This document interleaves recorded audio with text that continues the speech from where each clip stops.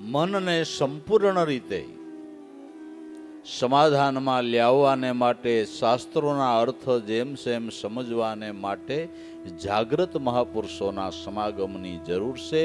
અને શાસ્ત્રોની અંદર પણ ઋષિ મુનિઓએ એવું વિધાન લખેલું છે કે શાસ્ત્રો બ્રાહ્મણના મુખેથી જ સાંભળવા, તો જ અર્થ સરે. બ્રહ્મમુખ જેને પ્રાપ્ત થયું છે, બ્રહ્મ સ્વરૂપનો જેને અનુભવ થયો છે, એવા બ્રાહ્મણના મુખથી શાસ્ત્રોને સાંભળવા, કે જેથી કરીને જેમ છે એમ એનું અર્થઘટન કરીને આપને સમજાવે, એટલે આપણા સંશયનું છેદન થઈ જાય. નકર શાસ્ત્રો વાંચી નહીં સંશય થાય, શાસ્ત્રો વાંચી નહીં સંશય થાય. ખરું કેમ હોય છે આ બધું? એમ થાય.